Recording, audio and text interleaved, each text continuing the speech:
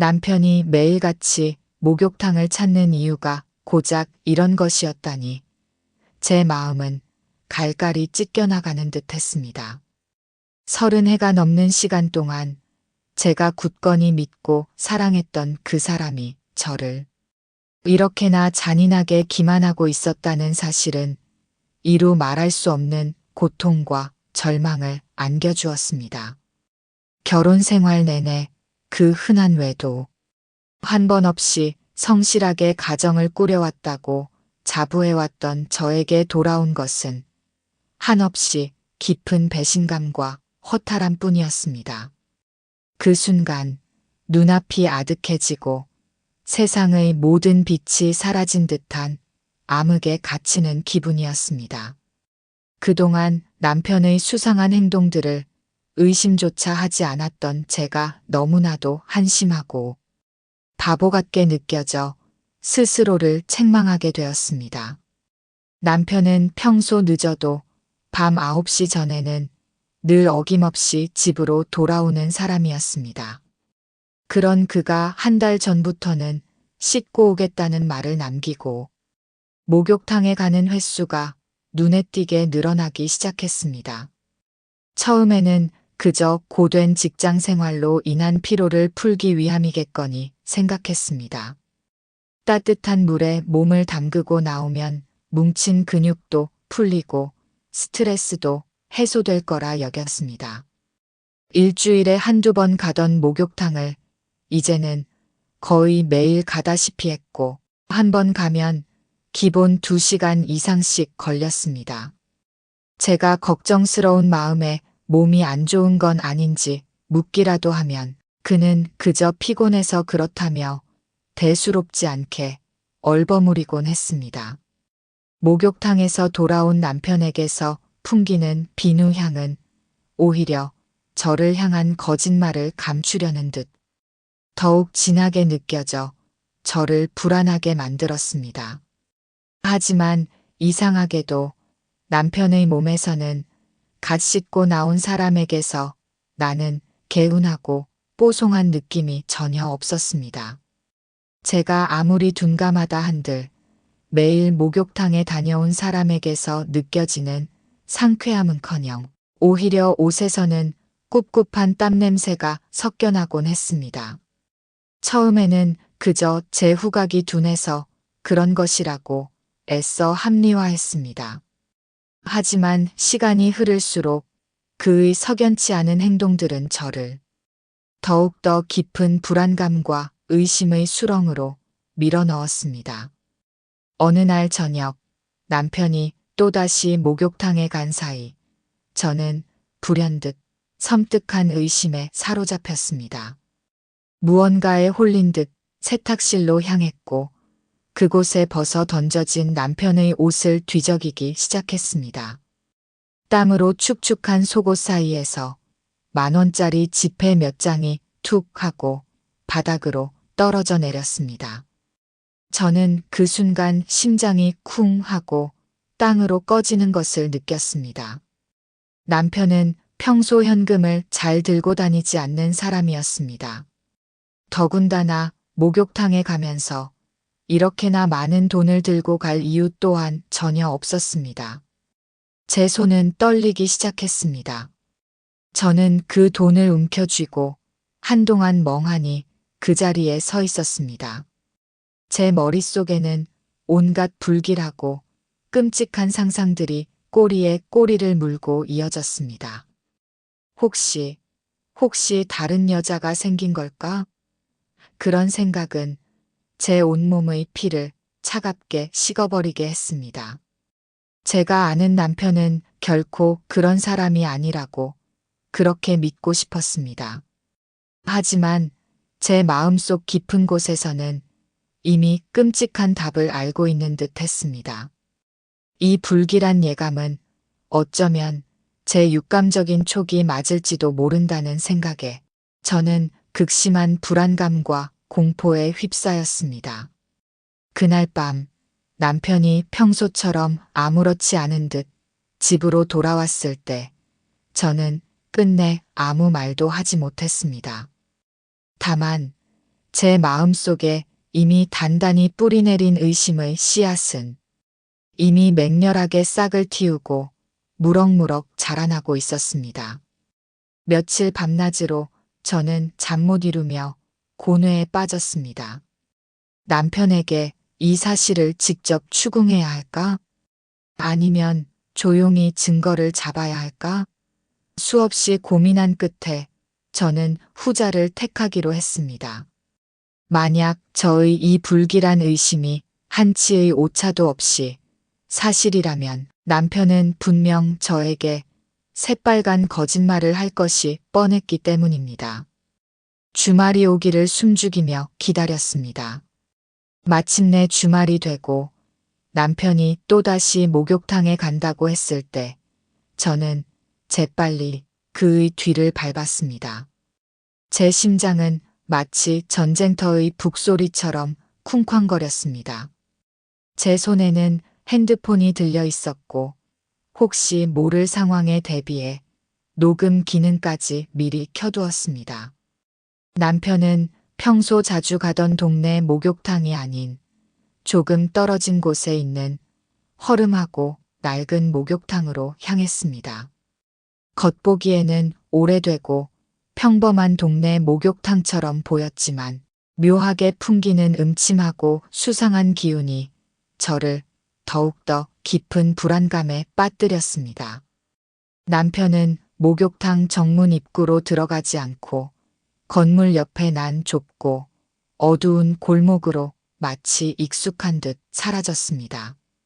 저는 숨을 죽이고 그림자처럼 그의 뒤를 따랐습니다. 골목 끝에는 작고 허름한 쪽문이 있었고 남편은 마치 자신의 집 문을 열 듯 아무렇지 않게 그 문을 열고 안으로 들어갔습니다.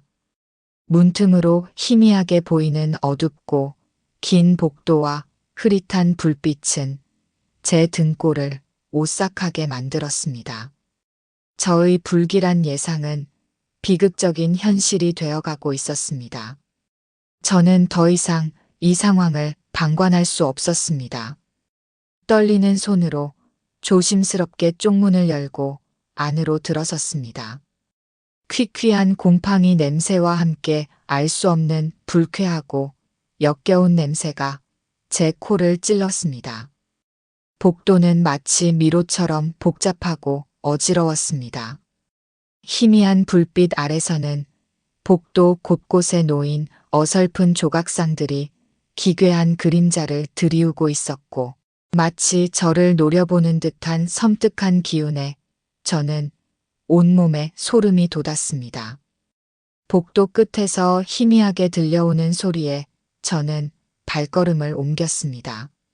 한 발자국 한 발자국 내디딜 때마다 제 심장은 더욱더 격렬하게 요동쳤습니다. 가까워질수록 불쾌하고 저속한 웃음소리와 남녀의 웅얼거리는 소리가 섞여 들려왔습니다. 제 심장은 미친 듯이 날뛰기 시작했습니다. 이젠 더 이상 모른 척할 수 없는 상황임을 직감했습니다. 드디어 복도 끝 문제의 방에 다다랐습니다. 문틈으로 보이는 적나라한 풍경은 저의 눈을 의심하게 만들었습니다. 제가 목격한 것은 충격 그 자체였습니다. 남편은 실오라기 하나 걸치지 않은 벌거벗은 몸으로 한 젊은 여자와 함께 마사지를 받고 있었습니다. 여자는 거의 벗은 채 남편의 몸을 능숙하게 더듬고 있었고 남편은 두 눈을 감은 채 만족스럽고 행복한 표정을 짓고 있었습니다. 그 모습은 저에게 엄청난 충격과 모욕감을 안겨주었습니다. 제 심장은 찢겨나가는 듯했고 온몸의 피가 차갑게 식어버리는 것 같았습니다. 저는 그 자리에 얼어붙어 한 발짝도 움직일 수 없었습니다. 제 눈에는 더 이상 아무것도 보이지 않았습니다. 오직 제 귀에 울리는 것은 심장이 찢어지는 듯한 고통스러운 비명 소리뿐이었습니다. 그렇게 굳건히 믿었던 남편이 이런 지저분하고 음침한 곳에서 저를 배신하고 있었다니. 제 인생은 완전히 무너져 내리는 듯 했습니다. 복도에는 남편이 있는 방 말고도 여러 개의 방들이 줄지어 있었습니다. 각 방에서는 저와 같은 처지의 아내들을 기만하는 남자들의 모습이 적나라하게 펼쳐지고 있었습니다. 저는 그제야 이곳이 단순한 목욕탕이 아니라는 것을 뒤늦게 깨달았습니다. 이곳은 은밀한 성매매가 버젓이 이루어지는 불법 업소였습니다. 저는 더 이상 이 끔찍하고 참담한 상황을 지켜볼 수 없었습니다. 분노와 배신감, 그리고 이루 말할 수 없는 수치심에 휩싸인 저는 그 자리에 주저앉아 목 놓아 오열했습니다.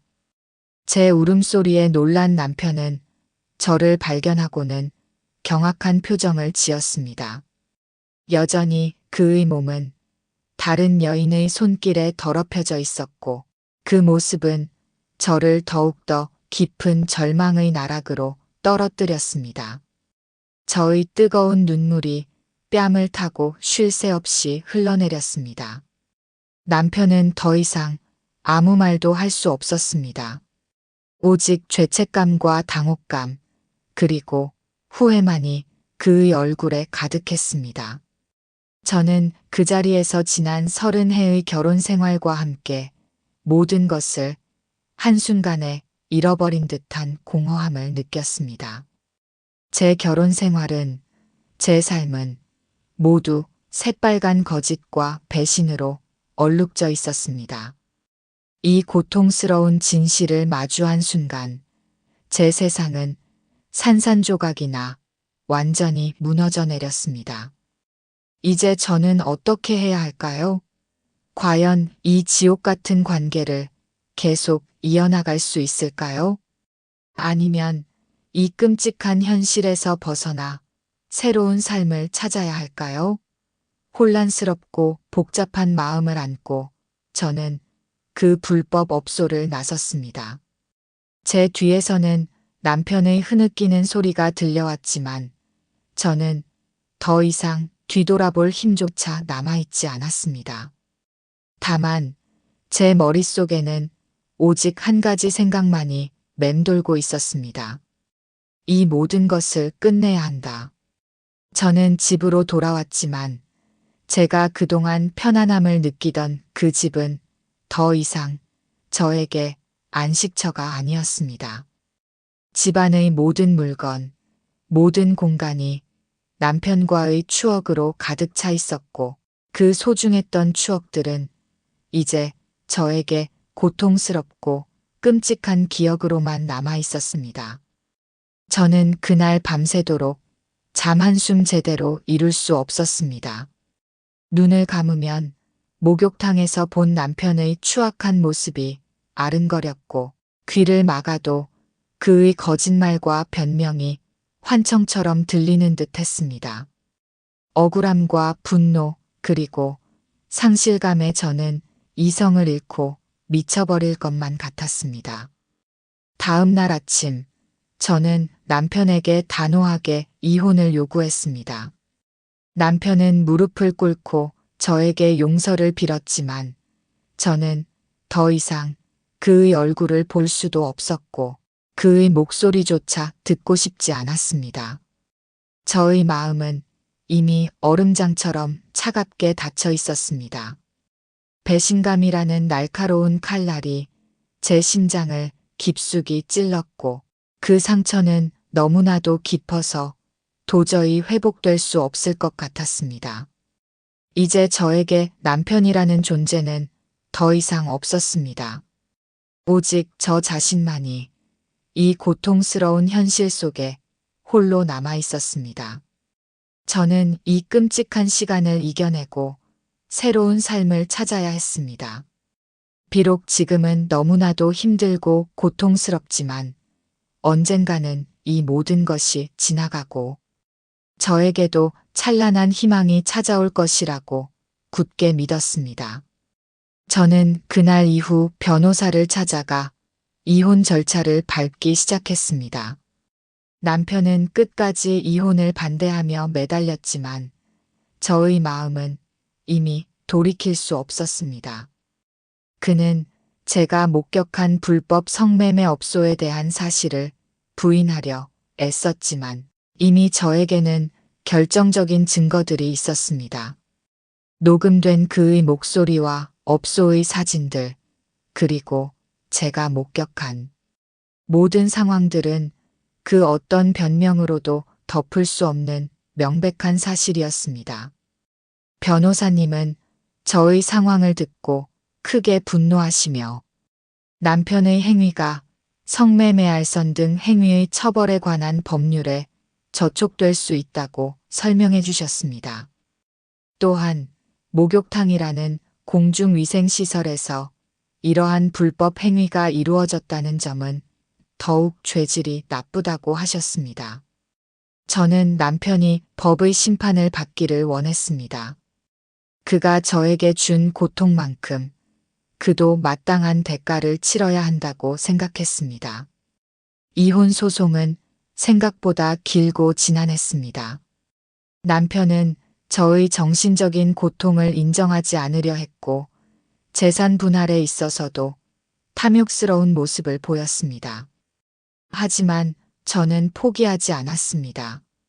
변호사님의 도움을 받아 모든 증거를 제출했고 정신과 상담 기록과 진단서까지 준비하여 저의 고통을 증명했습니다. 법정에서 남편의 얼굴을 마주하는 것은 매번 저에게 큰 상처가 되었지만 저는 흔들리지 않았습니다. 제 삶을 되찾기 위해서는 이 과정을 반드시 거쳐야만 했습니다. 주변 사람들의 시선도 저를 힘들게 했습니다. 남편이 바람을 피웠다니, 나이 들어 이혼이라니 하는 동정 섞인 시선들과 수군거림은 저를 더욱 위축되게 만들었습니다. 하지만 저는 굴하지 않았습니다. 더 이상 남들의 시선에 갇혀 살고 싶지 않았습니다. 저의 행복을 위해, 저 자신을 위해 용기를 내기로 했습니다. 몇 달간의 길고 힘든 싸움 끝에 마침내 이혼이 성립되었습니다. 법원은 남편의 불법적인 행위를 인정하고 저에게 위자료와 적절한 재산 분할을 명령했습니다. 저는 그 판결문을 받아들고 조용히 눈물을 흘렸습니다. 슬픔의 눈물이 아니었습니다.